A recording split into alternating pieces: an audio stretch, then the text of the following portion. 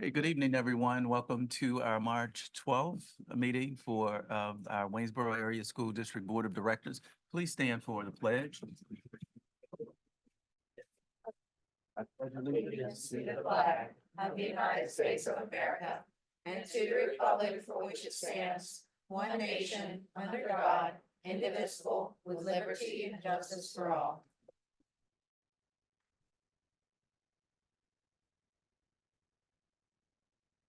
Okay, let's start our meeting with roll call. Mrs. Miles? Here. Mrs. Fortney? Here. Mr. Pence? Here. Mrs. Zimmerman? Here. Mrs. Straight? Here. Dr. Royer? Here. Mr. Marvin? Here. Mr. Hamburger? Here. Mr. Smith? Here.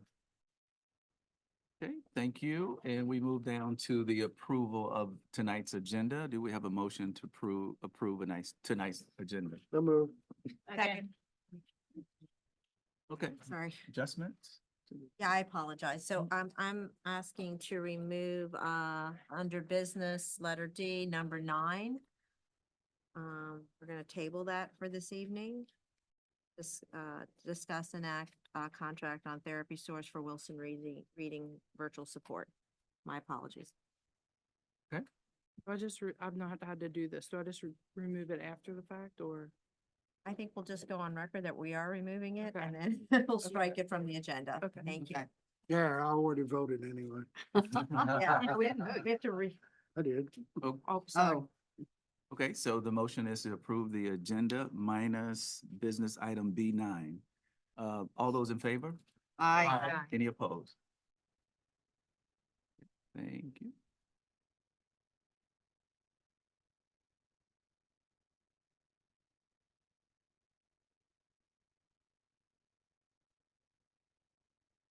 Next, we have a motion to approve the minutes from our February 27th meeting. Do we have a motion? Move to approve.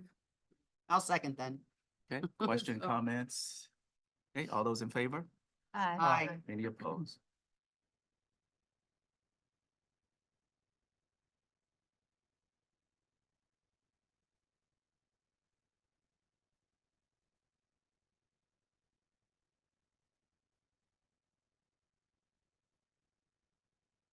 Okay, so we move to our superintendent's report, Dr. Sterner-Hunt. Thank you. So I want to say a huge shout out to music in our schools. They performed at Washes. I believe we had over 800 students performing. It was a K-12 event. We have swimmers who are competing on the state level, Eve Phillips and Brendan McElwain.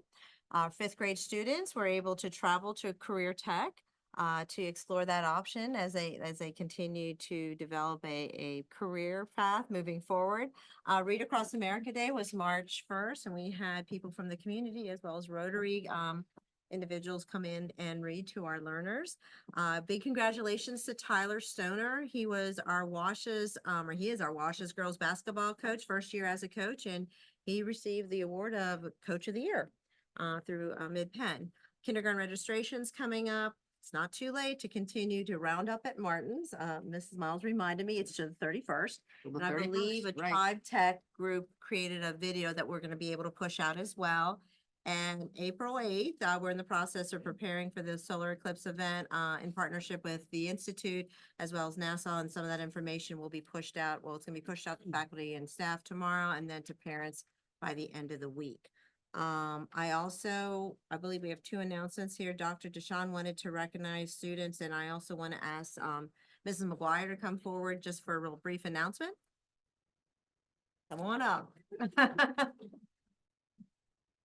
So we just wanted to take an opportunity this evening to thank some local organizations that are working with us. So Fairview, as we know, place of big hopes, big dreams, always shooting for the stars. So we've been working the last several years to build a functional, beautiful outdoor space, including playground and the other areas. So through the incredible gift of time, expertise, and resources, Grace Church turned our overlooked courtyard into a beautiful space that our kids are able to use on a regular basis, as well as our staff, if we're being honest, to eat, to learn, to hang out, and just to kind of have a nice functional space outside. They also had a day over the summer, last summer, when they came in and did that project as well as several other projects, and are planning to do that again this coming summer. They are getting ready and gearing up for our spring fling where they will donate meals. Last year, they donated over 900 free hot dog meals to our families when they came for our spring fling, and they're planning to do the same thing again this year. So we are very excited that they partner with us on a regular basis to support our kids. And Tim Clothier is back here. He is the pastor of Grace Church. So we are very excited to have him and their support.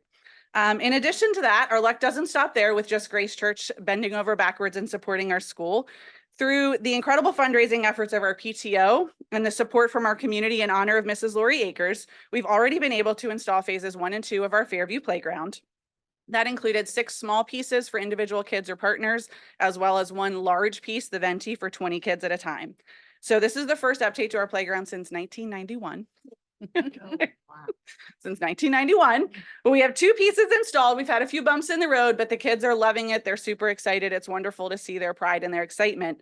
And we are continuing to raise for phase 3, the Global Motion Spinner. So we've been working a lot, and our PTO is working hard, and Doug Bear is over here, our new PTO president, on fundraising towards that last piece, to include the dance-a-thon that's getting ready to happen, which I'm hopefully not a human Sunday. However, thanks to an incredible donation we just received from LCBC Church, phase 3 of our playground is now fully funded to the tune of $36,000. Wow. With their generosity, we will be able to purchase and hopefully install this final phase of the playground before school starts in the fall, or at least very soon thereafter, depending on shipping and other logistics. So this group came in, they asked how they could help. They said, dream big. As we always do, we said the playground is our big thing, and they just came in and turned over a check for the full purchase amount of that piece. So we feel incredibly lucky to have them as our partners, as well as Grace Church, and just feel incredibly grateful to our community for reaching out and stepping up to support our kids. So thanks to Tim 1, as we lovingly call him, Tim Clothier from Grace Church, and Tim 2, who could not be here tonight, Tim Carver from LCBC, and their entire teams who have both stepped up to model leadership and love in action in our school. So thanks for believing in us and helping us build our special nest. Dr. DeShawn, do you want to Yes, introduce? thank you so much, Dr. Sternheim. Hey, I just wanted to, if you didn't get one of these when you came in, there's some on the podium up there, and I passed them out around the table here. I had met with Dr. McCallum and Mr. Hoffman, and we wanted to kind of just continue to talk about the great things that's going on in our district and kind of just promote all the awesome stuff happening. And so through conversation, we were able to hook up with 2 wonderful students who are marketing interns, and one of them's here tonight, which is Alexa Levick. She's standing right there. You want to go ahead and stand up, Alexa? Go ahead. Alexa's right there, and Sophie Showalter couldn't be here, but she was her partner in crime to help with this. But we sat down. We had several meetings over the past several months, and just brainstormed together and said, "Hey, here's some ideas," and they ran with it. And this is the product that they put out for us. So we want to just, Dr. McCallum and I were able to go up to Millersville University to a job fair, which was a great experience. The university, just a big, huge gymnasium area and just tons of districts all over the area, and got to interact with a lot of student teachers ready to graduate. And we were able to pass these out because of Alexa and Sophie. So we just want to give them a big hand for helping out. Thank you very much, Alexa. We appreciate it. And Sophie, if you're watching or not, we appreciate you too. Thank you very much.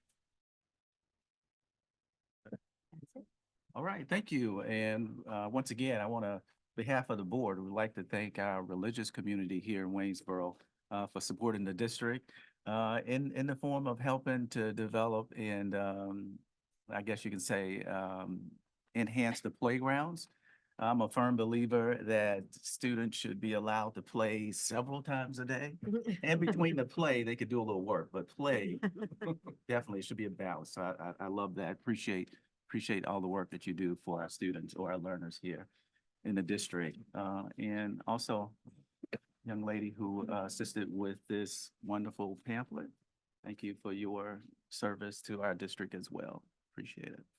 Next, do we have any public comment tonight? No public comment. Okay. And next we'll move to our learner showcase. And before we start that, I didn't do this the last time. For our students and parents, you will not make us feel bad if you leave after your presentation. This is a school night, right? And we understand that there are things that are going on. We appreciate the time that you did, that you are spending with us. So just say that before we get started. So, learner showcase, who's up?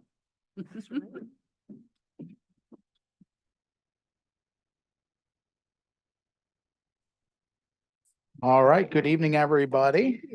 Thank you for giving us a chance to show off some of our students here and showcase some of their efforts. So tonight. Thank you.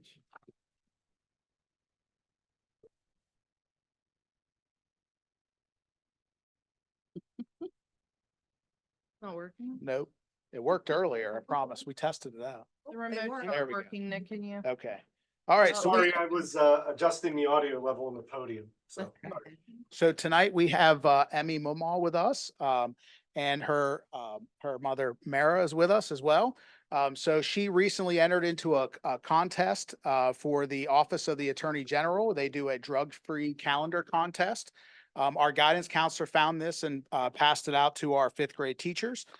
So she did a drawing and entered the contest and ended up winning a page in the calendar. Okay, so I'm going to let her kind of talk about her experience here. Hi everyone, my name is Emmy and I'm in fifth grade at Maury Elementary. My favorite subject is ELA. My favorite sport is volleyball. My favorite color is light blue. I have 3 siblings and in my free time, I like riding 4-wheelers and playing Fortnite.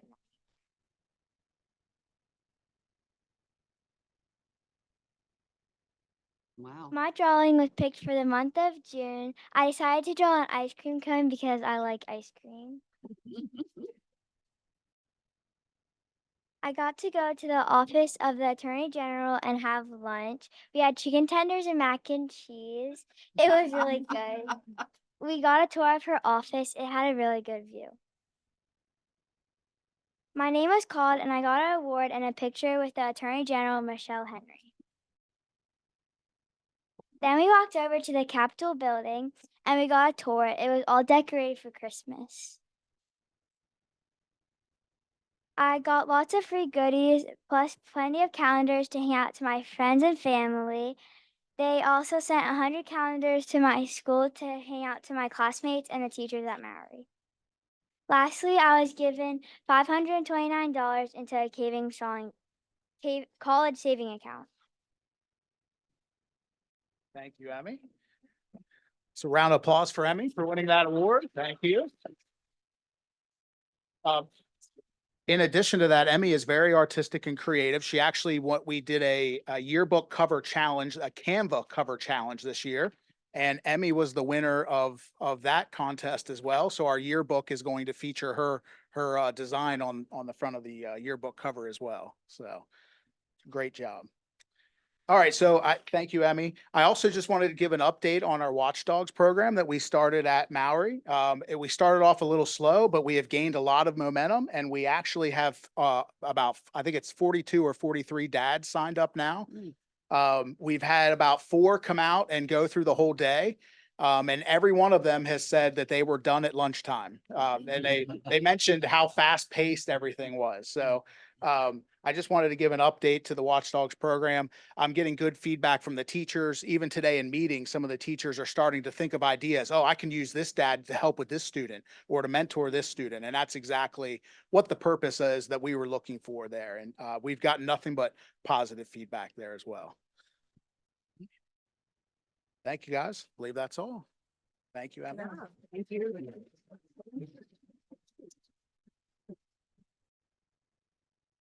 Thank you. Mhm. That's good. Real quick, is it Ms. Ma?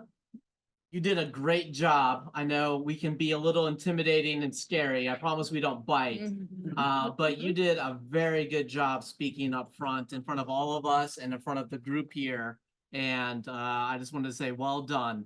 You know, I can tell public speaking is not for everyone. Even I get nervous about public speaking, but the fact that you got up there, stood in front of a board, something that is also live streamed and a large group of people behind you, You spoke very clearly and very well, so nice job. You. Okay, very good. Thank you. And now we move to our Minds on Math. Is that Dr. Deschamps? Hey, good evening, everybody. Amy, since you did so well, can you come up and do this presentation? By the way, Amy, I love chicken fingers, tenders, and mac and cheese and ice cream too. As a matter of fact, I had some at Dairy Queen before I came here this evening, so. Hey, thanks, everybody. Appreciate it. So I have the opportunity to present just some work we've been doing with math over the past year. Actually, we started on a kind of a new journey. Not that it's really a new journey, it's just a continuation of the journey. So we'll see if we can get this to work, Mr. Erickson. Hey, it worked. Oh, went too fast.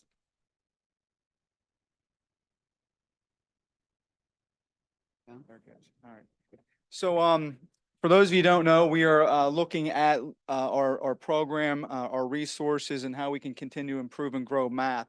So these are a couple of the highlights here. We want to celebrate the past and present endeavors. Again, a continuation of the journey. A big kudos to Dr. Sterner-Hein, Dr. Kopko, Dr. Weinkoop, and all the teachers and principals who have been working on math. And then we kind of just, with COVID and everything, kind of like a lot of things, took a little bit of a back seat, but then we kind of rekindled, reignited the flame, I guess, with it. And we created a Minds on Math team, which we're going to talk a little bit about our why we established it, what the data says, our steps that we took over this past year, and some of the other things up there, which we'll get to. So, went back.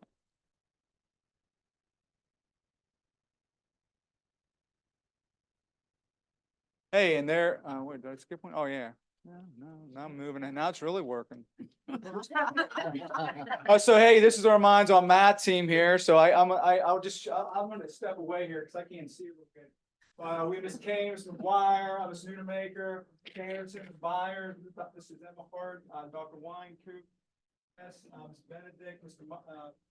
Fu, Ms. Jacob, McIntyre, Ms. Wolf, and then the folks on the pictures, Ms. Eisler. Weatherall, he's in the house. We had Mr. Moats, Mrs. Moore, Mr. Pappas, and Ms. Seidler. So they were all part of the team that we've been working on collectively over the past year of meeting every month. And then also we had a traveling team where we were getting up early and going to other school districts to check out some different math programs. I went back the other way. I guess that's the opposite way. So with that said, up next is Mrs. Eberhardt and Dr. Weinkoop. You guys want to share on the next couple slides up here? So they're going to come up and share on slides 4 through 7. Sorry. Mrs. Everhart is going to talk about the data that's going to come up on the next couple of slides, but about why this group was formed. And it is not to point fingers at elementary teachers and what we are doing there. And her data is going to show that we've been pretty average and we would like to be above average. And we think we can be above average. And we're looking for ways to improve what we're doing at the elementary level to be able to become above average, looking at resources, what other districts are doing, and making some changes that'll hopefully improve student performance and learner outcomes. And Donna and I were part of the team prior to COVID, where we had the opportunity to go into classrooms throughout the elementary, middle, and high school.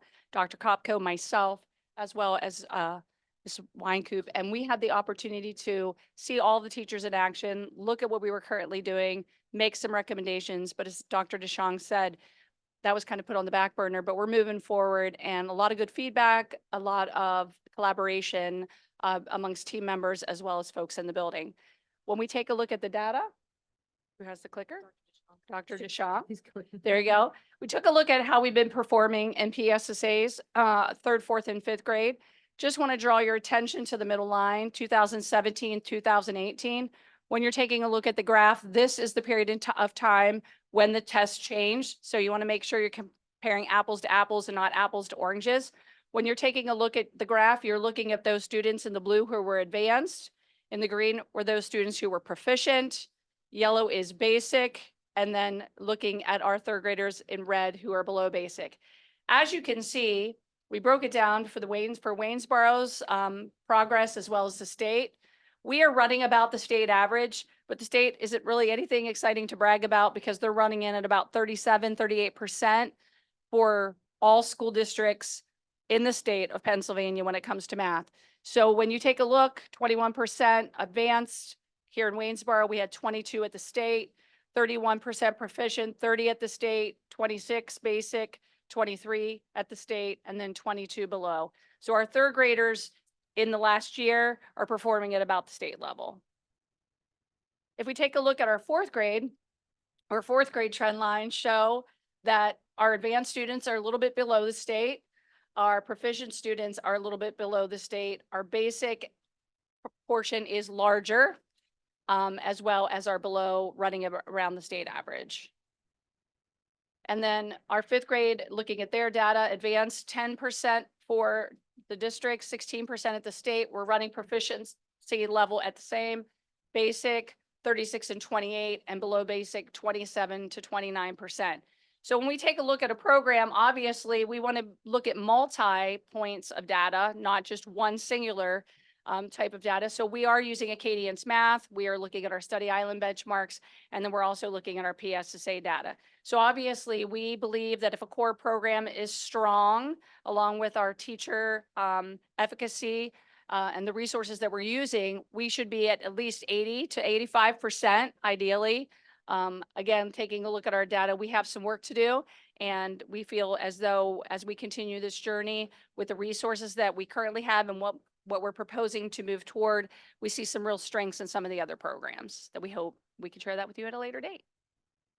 Mr. Weatherall and Ms. McGuire are going to take the next 3 slides, 8, 9, and 10.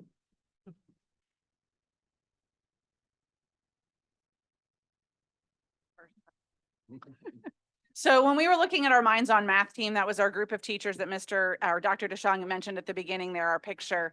We're looking at how we're supporting student growth, how we're operating as a team, pulling all of our stakeholders together, how we can look at what's going well and strengthen those things in classrooms, and how we can really look at what core resource are we using, what other things exist out there, what results are they getting, and looking for different districts that have a similar clientele to us, a similar population demographics, that what are they getting and are they getting better results than we're getting right now? So what we really wanted to do is, coming out of COVID and coming out of a very heavy literacy focus, which was necessary, obviously, we want to now reestablish that focus around math, getting a math community, a math culture, and getting our teachers, administrators, and community comfortable with talking about math.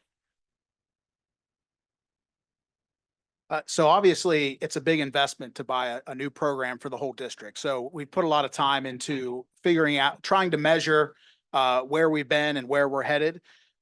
What's been really validating for me is these eight mathematical practices, because yes, the program is important, but I also think the instructional strategies that we use and implement in the classroom can sometimes be even more important. So you'll see a slide coming up on Dr. DeShong. What's the book that we are reading?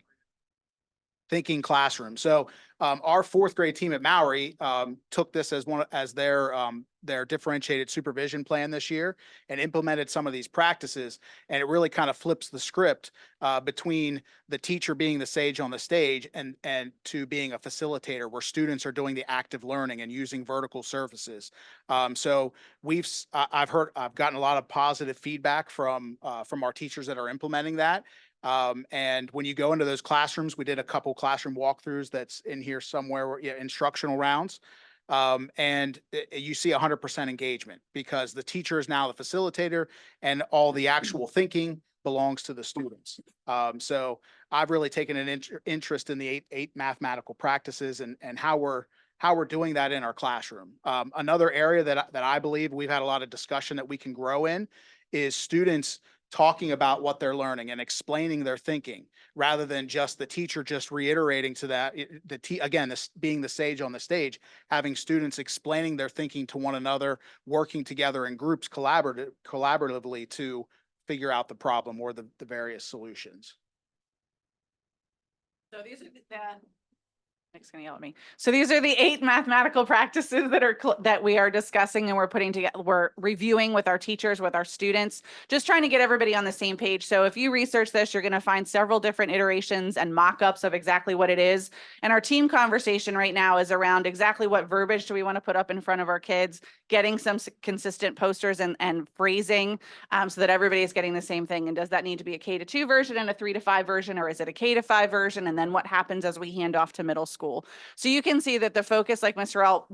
Weatherald was saying, is not around addition and subtraction. It's around thinking in math. It is around how are they solving problems? How are they being strategic, creative thinkers, and really digging deep into what that all looks like and making sense of numbers, looking at both fluency, which we typically are looking at with that computational side, and also looking at that conceptual understanding. Do they understand and have the number sense of what's happening behind? Because research shows us that's what leads to that algebraic thinking and success later. So, hey, I'll take this one real quick. So piggybacking off of Mrs. McGuire, basically what we really want to start getting folks to do and think about is conceptual understanding versus computational fluency. So what that means is exactly what Ms. McGuire and Mr. Weatherall said. Conceptual understanding is really having the kids be able to think about it, be able to dig in, be able to talk about math, be able to explain the multiplication. A lot of us, we know how to do the multiplication, but can you explain the understanding of the math behind multiplication? For example, many of you may or may not remember how to do improper fractions, right? I knew how to do the math, like I know how to take 6 times, you divide 6 into 3, or the other one is where it's like, oh, take the 6 times 2 and then you add 1. And I knew how to do all that stuff, but I didn't understand the math behind it. We're going to be able to actually explain the math behind it. Kids be able to think about that, talk about that, write about that, and have those conversations with one another, like Mr. Weatherall was sharing. So it's more than just about being able to do it fast and be able to know my multiplication facts and how to add and subtract, be able to actually talk and understand the math behind it. So this is the thinking classrooms, what Mr. Weatherall was talking about. A lot of teachers have this book. A lot of our administrators have the book. But it really is about how us as kids, if you remember going back in the classroom, sometimes you weren't really sure what you were doing. You know, you might have like slacked a little bit, or you just kind of like try to avoid the work a little bit, or you stalled, or you faked it. Like, you know, maybe looked at somebody else's paper, go, oh yeah, look, I did it. Or you looked off the board, hey, I did this, or we mimic, we see what the teacher did, and then we mimic what they did. So instead of doing that, we want the kids to try on their own again and to be able to do the thinking and the work on their own and with themselves, and again, think and talk mathematically. So next up is, I think, our Mrs. McGuire, Mr. Weatherall, and Mrs. Everhart's taking this slide. All right. Rock, paper, scissors. Paper, scissors. So this was kind of taking the mathematical practices and then really looking at what do we expect to see in the classrooms? What are the teacher behaviors and the student behaviors that we're going to see in the classroom if those things are true? So these are the things that we are looking for as we are going in and doing instructional rounds in the classrooms, which we did as a team. All of the elementary principals and Dr. DeShong together went into all 4 of our buildings. We've done it, I think, twice, about 2/3 of the way through the second time, I guess. But going in and just kind of looking to see what's happening, because again, we want to find the bright spots and highlight them. So these are the things that we are looking for. If you guys want to elaborate on any of them in particular. I mean, I don't want to stand and read them all to you. Is there anything, yeah. More? Here, I can talk about. I was gonna say, One of the things with the thinking classroom is the engagement, where it talks about students actively engaged. And again, in that thinking classroom, the strategies in there, students are, you see 100% engagement. And when you see 100% engagement, you don't see behaviors. Behaviors disappear when you have students that are fully engaged. So I think that flipping that script and thinking about how we prepare for that differently as an educator, I think is very important. I think it's exciting when you walk into a classroom, especially with the thinking classrooms, and we did give them to all 4 and 5 or 5th grade teachers. We use different surfaces nowadays. So if you'd walk into a classroom, you might see a bunch of kids writing on windows or writing on different surfaces that are vertical, and then 4 or 5 kids standing around. And I think you'll see a picture at the end, a couple of the different slides that Dr. DeShong has, where you can actually see them engaged. Here's the problem, you talk, you solve, and then let's collaborate and share out together. Piggybacking on that, it's really about the kids talking about math. It's about kids communicating about math ideas. Not the teacher, like Mr. Willard said, talking about math, but the kids actually and the learners talking about math and intentional vocabulary usage. You know, I was in a class this morning, actually at Mowry, and it was a first grade class, and she was talking with first graders about commutative property. Okay, actually using that vocabulary, and then she used the synonym, flip flop. It's the flip flop method, you know, but the kids knew flip flop and what the commutative. That was really cool to see. And Dr. Weinkoop, if you have the next 2 slides. This is a picture of our group. I think we were leaving Governor Mifflin. One of the great things about this group, and I do thank the district for letting us put a group together like this and giving these teachers the opportunity to get out of the classrooms and go see these other districts. Part of our process in choosing a new program to recommend to you all was to go see them in action, see how much the children are engaged in those programs, talk to the teachers who are using those programs day to day, and learning what they like and what they don't like. And that time, seeing those things, it was invaluable. We can have a salesperson come and give a presentation, but that doesn't really tell us what's happening in that program in the real world. And I'll talk a little bit more on the next slide, but also what this did is an intangible joining of your 4 elementary schools. And that's one of the things that I know Dr. DeShong wants, and I know that we want as a district, is much more unity, cohesion among the 4 elementaries. Put us all on a bus for 4 hours. And we're going to make friends and have a good time. And there's a lot of camaraderie. And the group really, we did the whole forming, storming, norming, and I do think we've reached a performing level as a team where we can question each other, disagree with each other, discuss, and compromise with each other. So if you have this opportunity to do with, we all would like another road trip. But no, if you can do this with other teachers in other areas, this I think was a very effective and valuable method. Yeah, we make were our able to decision. act, they really are good singers too. They sang Country Roads on the one. I lip sync. Backing off of what Dr. Wine keeps saying, so like, we did a lot of our research on edreports.gov, so if anybody wants to go there, they do a lot of vetting of all the science, reading, math programs. They tell you if it's aligned to standards, the usability of it, so you can go there and check that out. And all the ones that we were looking at were high and scored high, which are down in the right-hand corner of the screen up there. Everyday Math, which we are using now, Bridges, Eureka Squared, and iReady Classroom.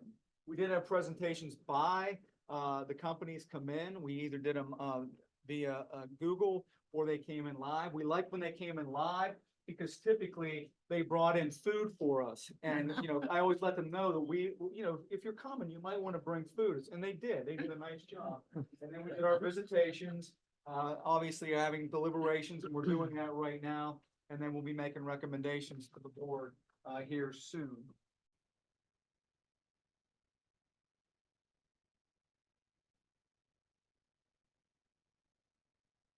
All right, so this is the bulk of our deliberations, and you can see around the room, we've got the poster boards where we scored, the teachers scored each of these programs and administrators on the areas that Dr. DeShong and I, we tried to listen to the teachers on the way back in the van when we did our debrief. What areas are important to you in choosing a program? And you can see some of the things that the administrators are talking about. Addresses the why of math, that conceptual understanding piece. Fluency resources, can we differentiate? So the teachers scored each of the 4 programs that we went to look at and visited. And this is part of our narrowing down process. Teachers were asked, is this an important thing for you in making the decision?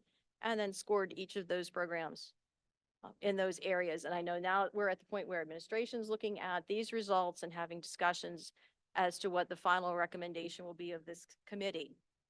So what we would like to do. So, And the two that have risen to the top are Bridges and iReady Classroom. and that became very obvious when we had them score them where their smiley face stickers show up. You can look around the room if you want to after the meeting. Yes.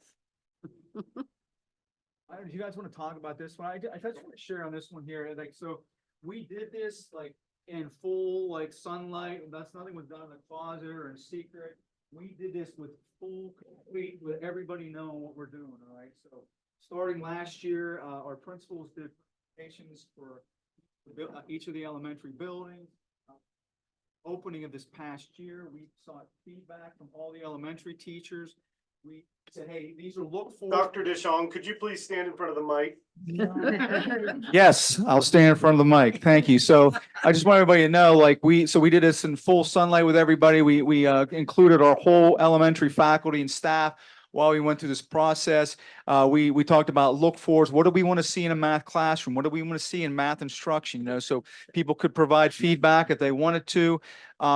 We had June, July, and August. Our Minds on Math team met over the summer, worked together. Our Minds on Math team were liaisons going back to the building, as well as our grade level coordinators.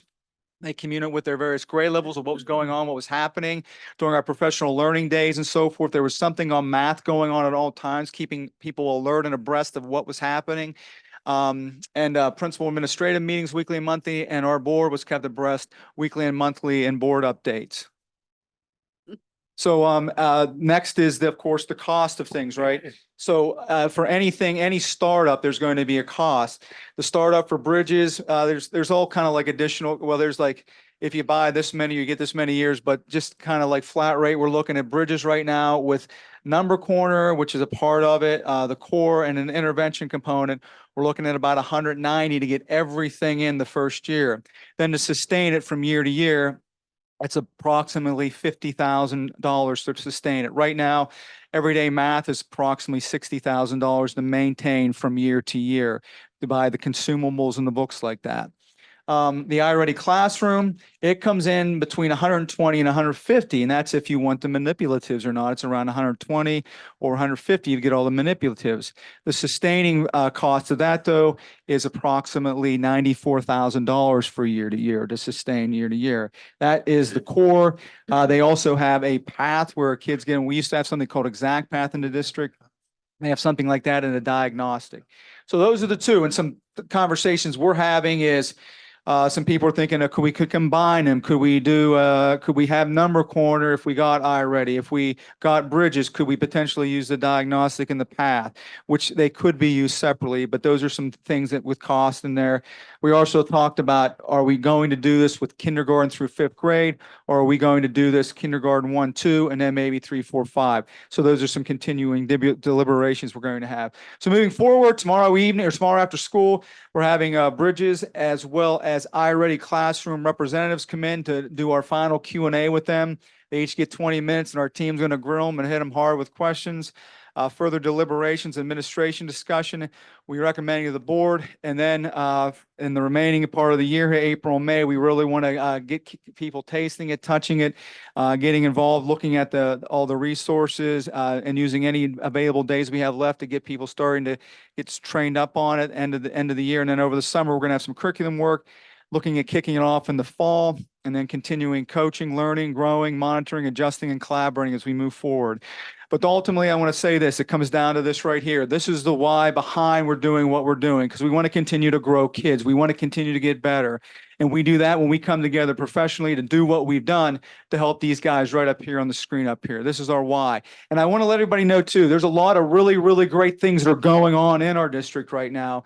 We have up here, we have people using hands-on stuff. We have the vertical surfaces that Mr. Weatherall was talking about. We have small groups going on. Mr. McNew here up in the right-hand corner against out of Maori also. We have people standing up and having those conversations, and that's a part of what has been going on here.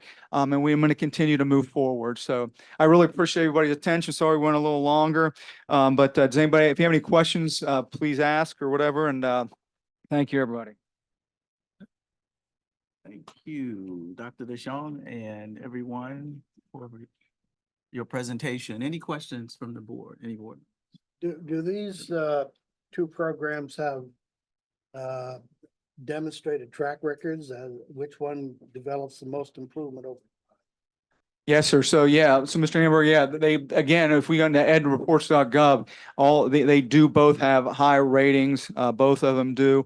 And you know, we were talking like, you know, there, when you go to, you can go from district to district and you can find this district using this district using that, this district using it. There's no magic like potion. There's no magic program, because if there was one, everybody would be using it, right? Like if there was one that was working, everybody would be using it. So it has to be a right fit for you, for your district, the cost, your teacher, again, and it comes back down to, like Mrs. Eberhardt said, the instructional practices. You know, that's why we want to focus on that, just not a resource, but really investing in our instructional practices in our classroom, what our teachers are doing. And I want to commend our teachers for the fantastic work they're continuing to do, and really our team. And I did want to mention too, there was a third partner in crime in the brochure, and that was Miss Pence. She was a third partner in crime, sat down with Alexa here and did some work with her. So I appreciate Miss Pence too. But again, kudos to the Minds on Math team, and again, all the teachers and the ideas and just the collaboration that's been going on all around math here. So we really appreciate it. Any other questions? I had a couple of comments, then a question. Comment is also, I want to thank everyone, your leadership, Dr. DeShong, and the staff for embracing this new program, because usually sometimes these things are not received because people go, here's another program, you know, we're starting the year out with another program. So I appreciate teachers embracing this, because they're on the front lines of this work. And let's see, clinical educator. I like the clinical education piece, a part of it too, because sometimes in education, we kind of stay isolated, and everybody else, medicine, they go out, visit different places. There's a new program here. Let's go and see it in action. So I appreciate you taking the teachers out to see the program in action, because that's a big motivating factor as well. And then the other thing is math encourages students to go into STEM, which is one of those things that is not just needed here in our district, but needed around the country. As a nation, we need more kids to go into science, technology, engineering, and math. So if we could spark this interest in math, you know, we could possibly get some of our kids that way. And that's where a lot of the scholarship dollars are as well, in math, engineering, especially young ladies going into engineering, math, science. Let me see. And the last thing, the question I had was, I noticed you had intervention. What plan do you have for those kids? Because math is one of those cumulative subjects where if you don't know this step, you can't progress to the next step. And we have kids who have gaps. They can't move to the next step because they haven't learned the steps before that. What type of plan do you have? Yeah, for- so both resources have an intervention component. Bridges has a full intervention component. It would be about 10, I think 10,000 for 4 schools. And I think once you have it, you have that intervention. You might have to buy some more consumables. For iReady, the intervention piece really is like that path. So it gauges the learners who get on there. They're kind of at their level where they're working through. And the cool thing about it is that if kids are just moving around, clicking around, and the computer can pick it up on an iReady, and it'll stop you, it'll shut you down. So they can't go any further. So they have to get some type of support from a teacher, an educator, to be able to actually continue to move forward. So you know, you can't kind of like, again, stall or mimic or fake, or just kind of move forward and click around and click buttons. So yeah. Thanks. Sir, any other questions from the board? Okay. Thank you. job. Thank you, I everybody. just want to thank you very much, Mr. McGuire and Dr. Weincoop, Mrs. Eberhardt, Mr. Wildhart, for being. Everybody was invited, but some of the other people had things going on and stuff, and we kind of was short notice and kind of lured everybody Saturday, and we were able to get a couple folks come, so we appreciate that. So Thank you. And before we move on, next we have our student board report. Before that, I forgot to mention our students here from the high school, our civic students here from the high school. Welcome to our board meeting. They're always this exciting, always. So, welcome. You come back. All right. Next, our student board report.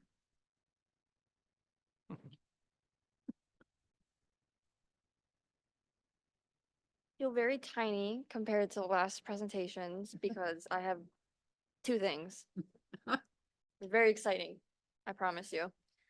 The four-way Rotary speech contest will be held tomorrow for students currently in FBLA. The top three from the contest will move into the next round on March 19th at the country club. And the fun thing about the speech is there's a monetary prize at the end. I think the top prize is 1,000, which is nice. And then spring sports are back. Woo, I don't play any sports. What? I'm not athletic. I can walk upstairs. Track, softball, and baseball, and they all had their tryouts, and now there are practices. And that's really everything. How about all school production this weekend? Oh yeah, that is this weekend. Yes. It is. It's this weekend. You can buy tickets at the door or online. If you buy them online, you can pick your own seats. So whether or not you want to sit up front, in the back, I don't know if the balcony's open, but you have a better choice if you order online. I don't remember how much the tickets are, but I do know that it's less for students and free for kids under 4, I think. 10 and 6. That's it. Are you in the speech contest? Okay. I was gonna root Well, for that you. was emphatic. All right, thanks, Mary. We next will have board reports. Anything from policy committee? Okay. So, first thing, policy committee met last week, I believe, the 7th. There's 3 policies on the board agenda tonight for first reading. Trying to get to those. We will be doing first reading for, policy 916, which is, volunteers, and 254 educational opportunities for military children, and 109.1 classroom use of videos. So basically just explaining them now. The volunteer policy, we just cleaned up some language to make it more current with what we're doing now as to who needs clearances, whether you need them if you're in the classroom for being a long-term volunteer or just like a one-time visitor for like Read Across America, that type of thing. Also then educational opportunity for military children just allows them to actually enroll in school prior to actually living in the district. And that's a benefit. That's a required thing in Pennsylvania. And then classroom use of videos, DVDs, and movies, again, was clarification of some language, stating that if you're going to be using a video clip, it needs to be in your lesson plans and it needs to be a partial bit of the movie.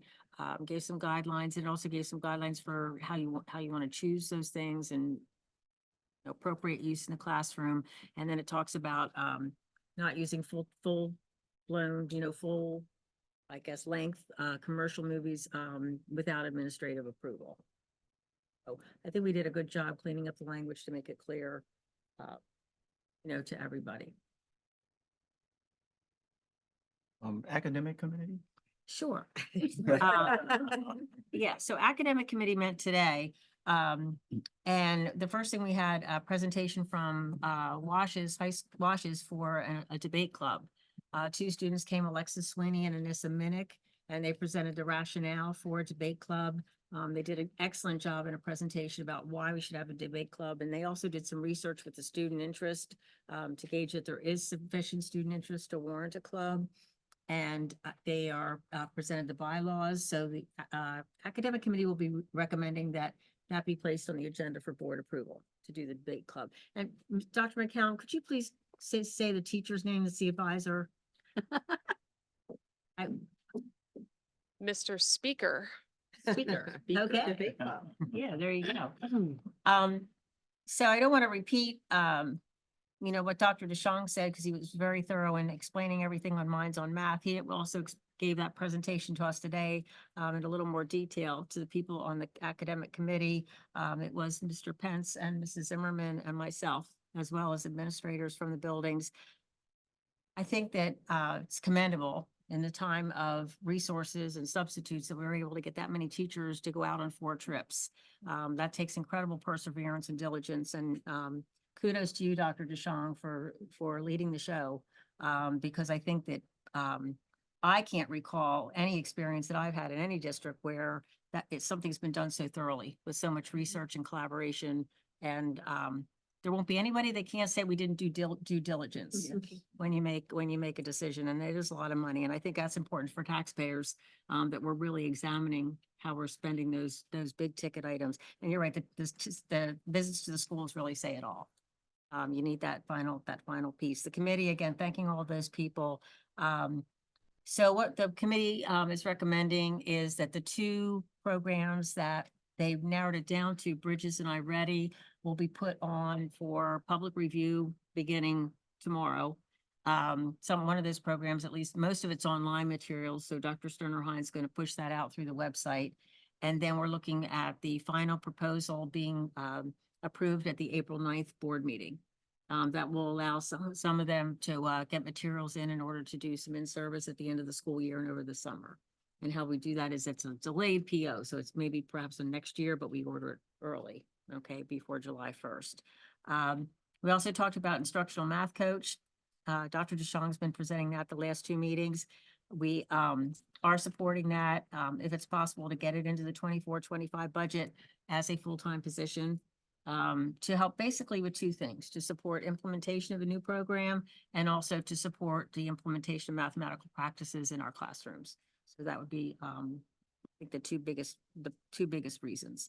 I'm going to skip. We talked about the libraries, just updating everyone that Mallory and Fairview, Fairview has a completed updated library. Hooverville is completed.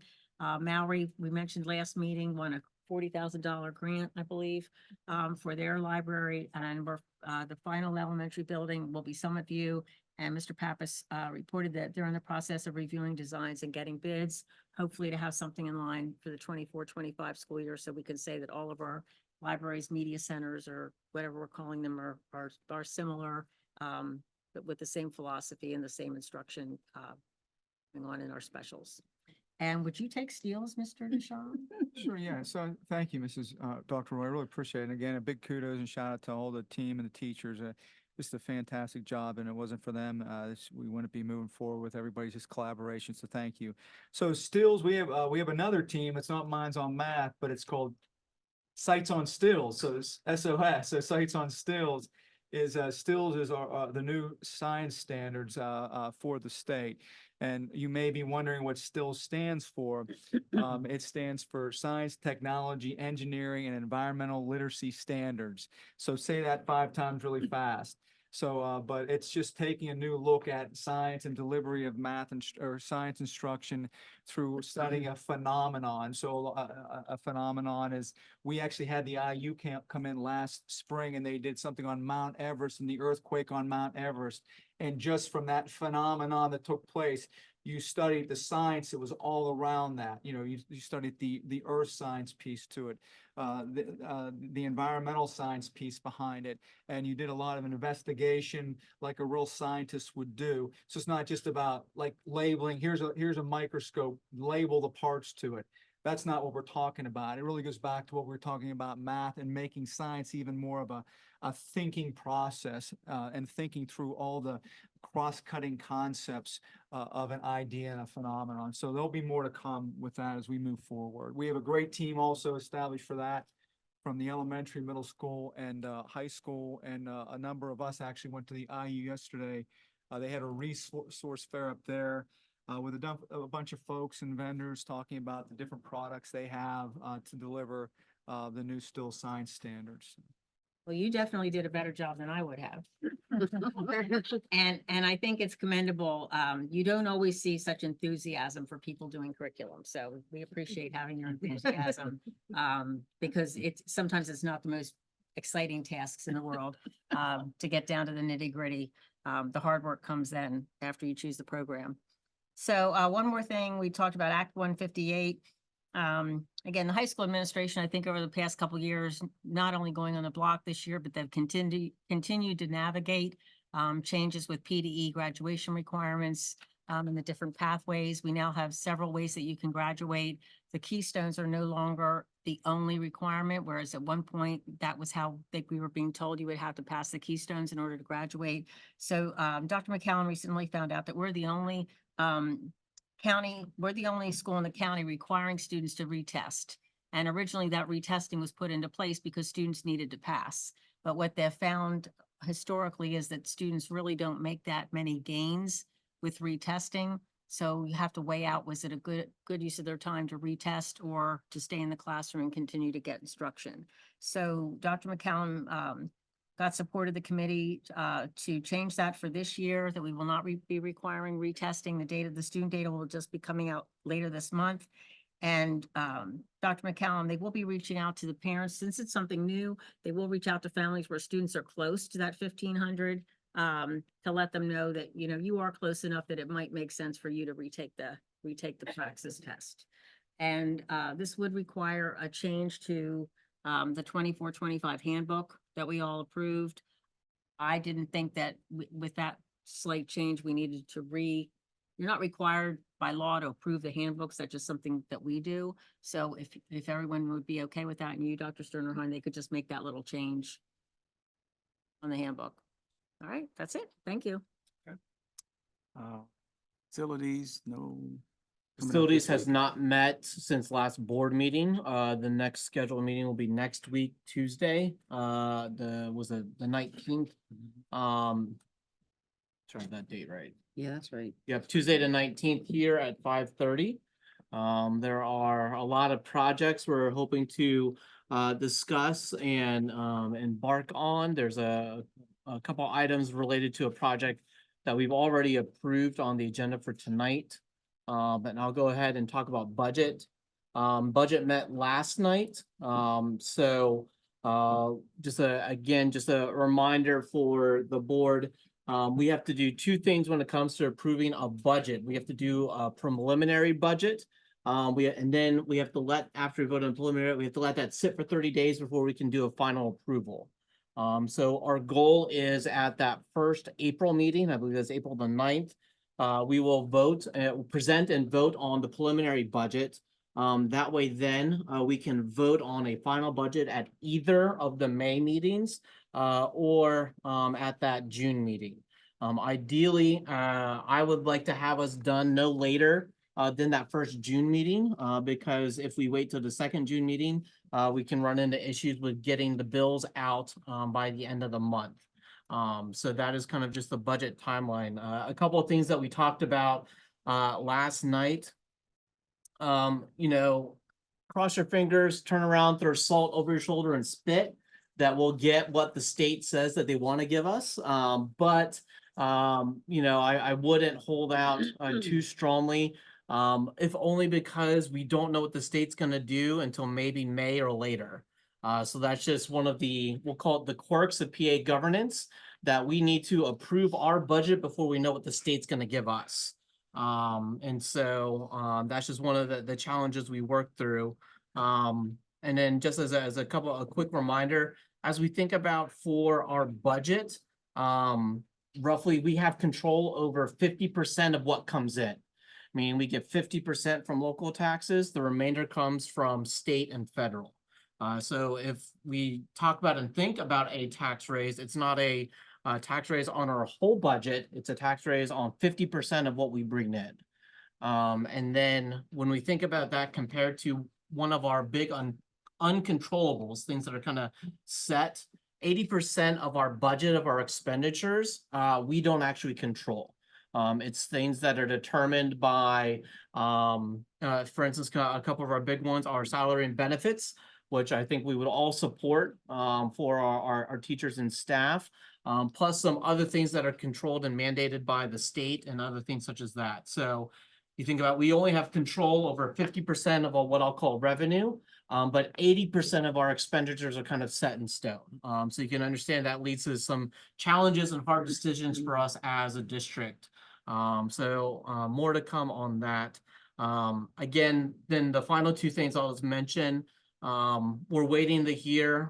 You see that we're voting on the LIU budget tonight. We're waiting on what the Career Tech Center budget will be. And we'll have to vote on that as well. And then I'm going to kick the can down to facilities for next week. A lot of facilities projects as a part of the discussion for budget as well. So probably more to come after our facilities committee meets next week. So I'll go ahead and pause it for questions, or if Mr. Hamburger or Mrs. Miles wants to add anything from our budget discussion last night. Just said it ain't easy. It ain't easy. It ain't easy. I have a question. As far as communicating everything to the public, is that still, it's still on the site, right? We have a section where we kind of have a breakdown. I think when we do our preliminary budget and present that in April, typically we post that on the website. At the top part of the website, typically when all those links are.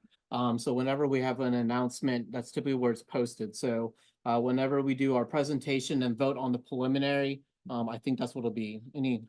That sound good, Dr. Absolutely correct. Lickman? Yep. Yeah, Okay. yeah, it's pretty popular issue in the community, right? Right, so want to make sure everyone's informed.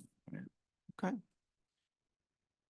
All right, thank you, everyone. Let's move to our first item of business. That's a student waiver. Do we have a motion to approve the student waiver? Move to approve. Second. All those in favor? Aye. Any opposed? Was the first, all the women are on this side, so I can't. Okay, I wasn't sure if it was Dr. Royer or. Yes, I made the motion. All right. Thank you. Sugo, any opposed? Okay, all right, motion carries. Move to personnel, Dr. DeShawn. Yes, thank you, Mr. Smith. We're seeking your approval for a number of personnel items. We have 3 retirements actually this evening. We have Darla Mummer, who has filled the halls of WASD with music for 26 years. So we want to thank her for her music pursuits and teaching kids how to do all the awesome stuff, musically speaking. Susan Bowerman, French teacher, we're sad to see her go too after 8 years of service to WASD. I think it's au revoir. I think, is it bonjour is hello, and I think au revoir is goodbye. So au revoir, Mrs. Bar, is it how you say it? Au revoir. I said, okay, I took 2 years of French. So I knew parlez-vous français, comme ci, comme ça, and I can count to 20. So, but, thank you, Mrs. Bowerman. Our other one is, we want to thank Katrina Wareham, also for 30 years of service to the district as a mathematics teacher. So thank you very much, and we wish you the best in your new chapter. We have a couple resignations and separations. There's 4 of them there on the list. We have 6 appointments of support staff we're seeking your approval for. And then also, we're seeking your approval for a nursing hire, Lindsay Shank, very squared away. A bunch of us interviewed her. She knows her stuff in the nursing world for sure. And then, I think there was 1 reassignment or change in hours, and then we have a request for leave. Okay, so the motion is to approve the personnel as listed. Move to approve. Second. All those in favor? Aye. Any opposed?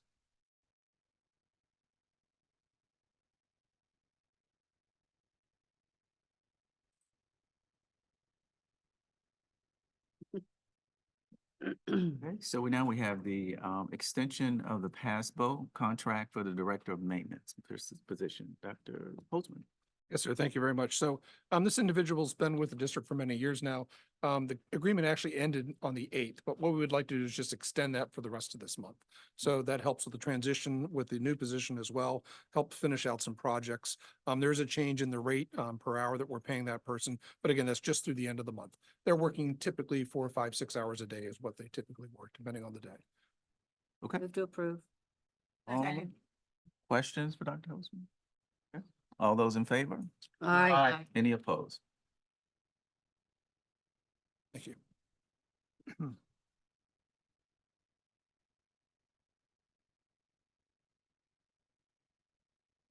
Okay, next we move to background check for suspension and debarment. Yes, sir. Thank you. So this is a requirement that we need to run individuals as well as companies through this process when we're using state and federal funds. We do a lot of this with all of our medical access as well as all of our vendors. We were using a product from the Westmoreland IU, the intermediate unit. They had a very inexpensive product they had used for years. They've decided not to support that anymore for whatever those purposes might be. But we looked at several different ones. This was the least cost method that we could find at this point. So what we're recommending doing as we go with this, it's, part of our requirement that we do this. We want to make sure that we honor that and make sure that we're running the rules of the road when it comes to federal funds. We do get a significant money through the medical access, so it is important to us as well. Then we also have other federal funds that we make purchases with as well. So the motion is to approve the agreement with Total Router Services LLC to conduct suspension and debarment checks to meet federal funding requirements. Do we have a motion? So moved. Second. Any questions? Okay, all those in favor? Aye. Any opposed? Thank you. Move to the Lincoln Intermediate Unit, general operating budget.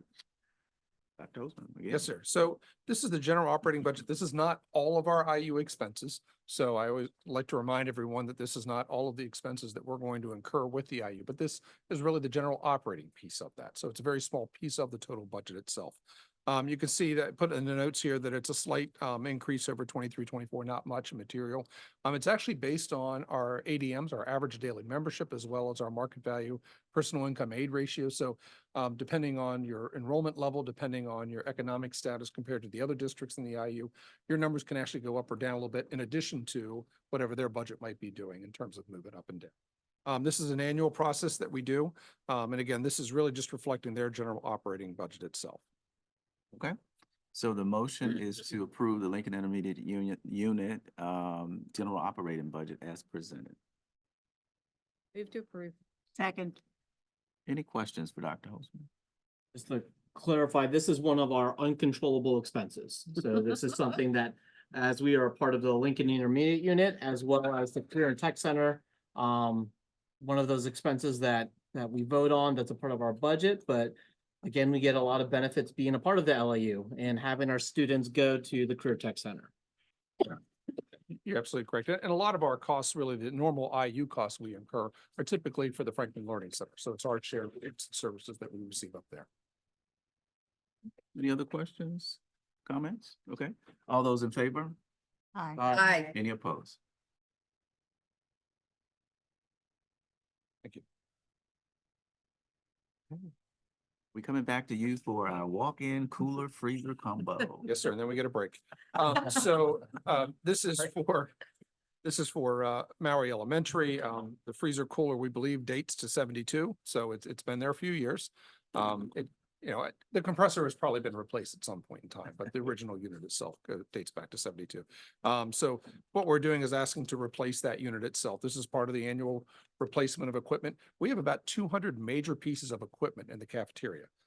So if they last 30 years, you're going to see 7 pieces of equipment rounded every year that we're requesting to replace more food upon in the cafeterias. The good news too, part of it is that this comes out of the enterprise fund for the food service. So the food service department actually has to pay for this as part of their costs and they incur.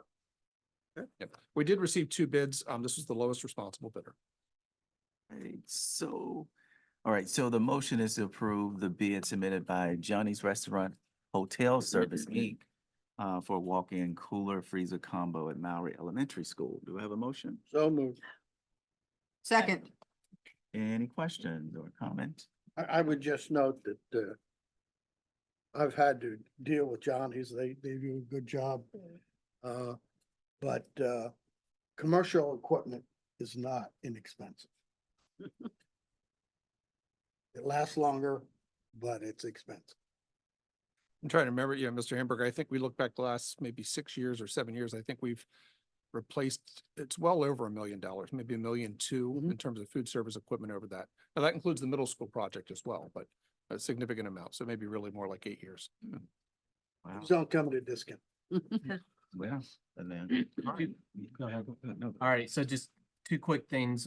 One, Dr. Holzens, can you just explain what lowest responsible bidder means for those that might not know? Sure. So, typically we're required to go out and bid many items that we buy in schools. There's some things we don't have to go out and bid, services, for example, or any one of those. But for most equipment, we have to go out and bid. Typically, the goal is to take the lowest bidder, but we also put in the lowest responsible bidder because, for example, you could have an RFP out there that states they have to meet these metrics and you would receive a bid that would have a piece of equipment that maybe, from experience, from other references, you would know would maybe not last as long as that piece of equipment. So we've had experiences such as that, rare occasions really, but they do happen. So we always like to say lowest responsible bidder because at times we have received a lower bid, not in this case, but we've received a lower bid slightly, but we know it's historically an inferior piece of product. Thank you very much. Sure. And then the last thing I'll just kind of comment for the board, Dr. Holtzman mentioned getting on a schedule.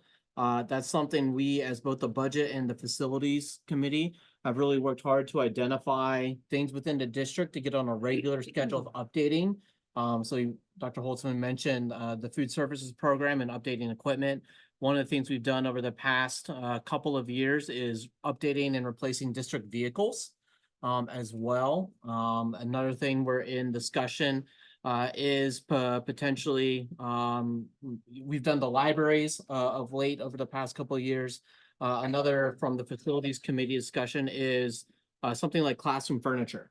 While we appreciate finding desks and chairs, sometimes at a reduced cost, students and bodies do change over time.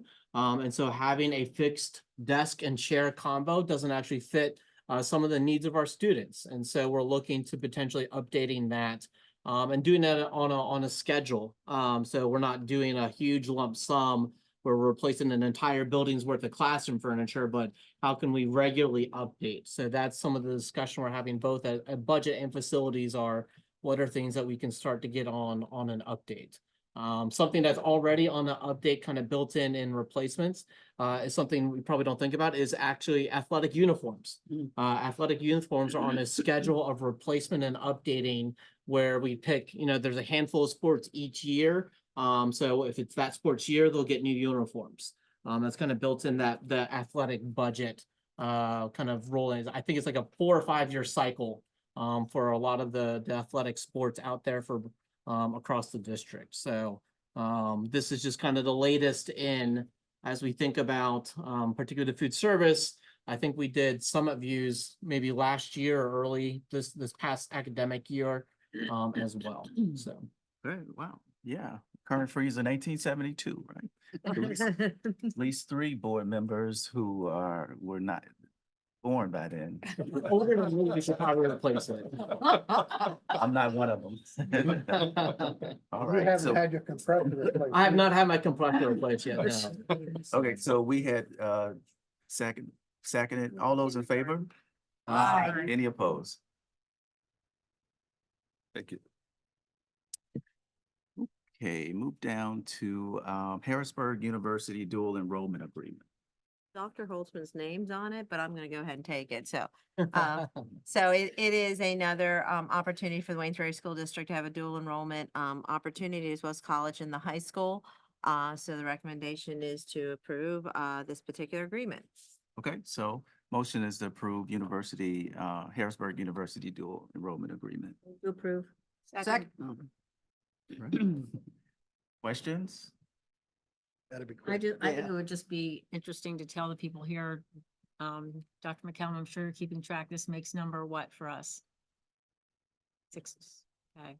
So we've come a long way in the last couple of years, adding college opportunities for. So this one was an existing agreement that was in place from the prior administration, but by their guidelines, it was time for us to re-up. Yeah. But they have we have a new liaison and now there's new things that we can offer. So Yeah, I saw that. that's in the works for 25, 26, like learning how to use a drone and get certified.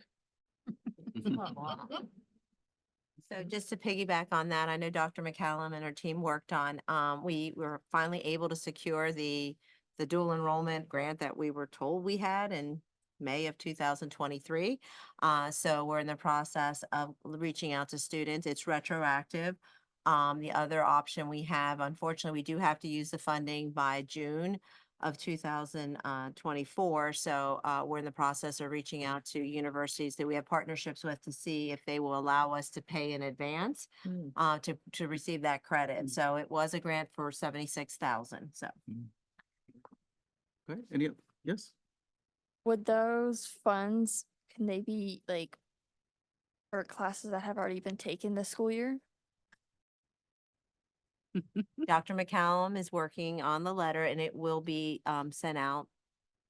By next. Yes. So, yeah, so very nice. Very nice, yes. And state College classes courses are have reduced expensive. rates. That's the way to go. We got you covered, Mary.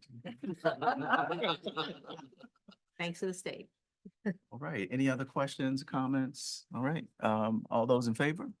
Aye. Any opposed?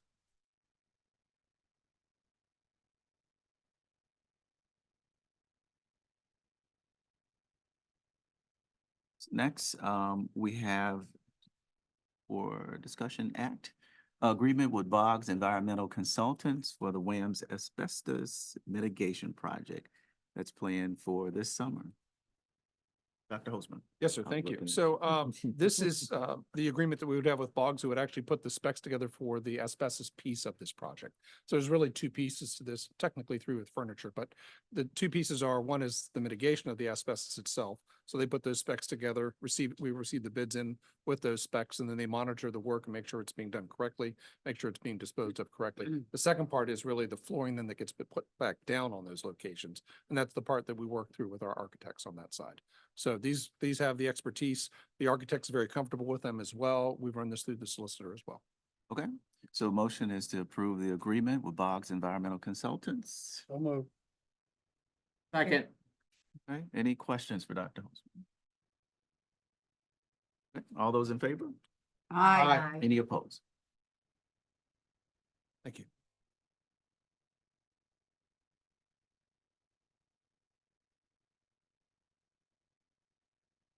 Okay, so we move to the first reading. This is just for discussion. First reading of policies 916, 254, and 109.1. So if anybody, has any questions on those policies, we'll be discussing them again at the next policy meeting in April, first Thursday in April. Get feedback to myself and I can share that with the committee. Those policies. Are these just modifications of existing policies? They're all revisions to existing policies, except for the 254 educational opportunity for military children. That's a new policy.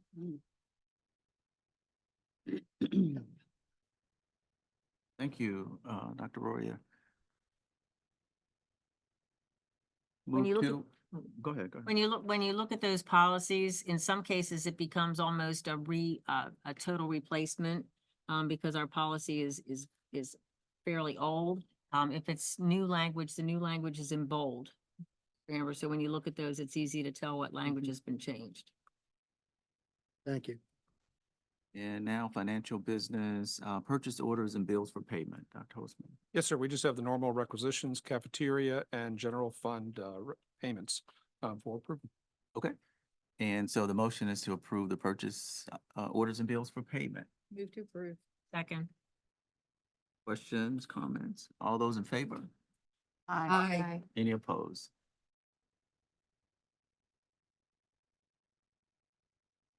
Thank you.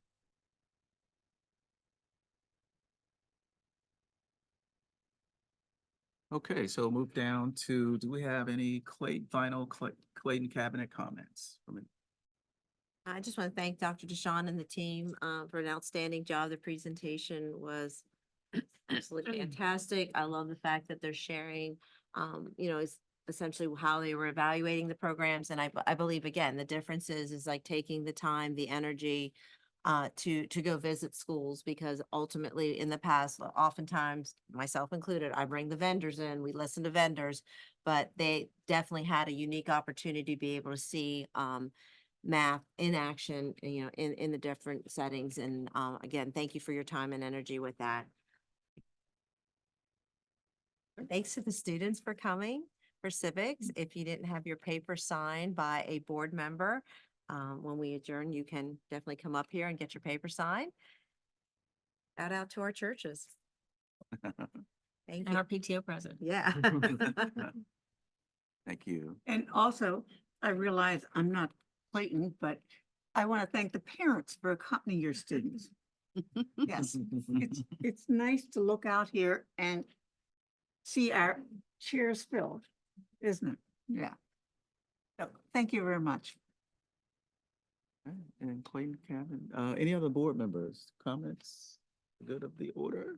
All right, thank you. Thank you very much. So we will adjourn, and after we adjourn, we will be going into executive session to discuss a personnel matter.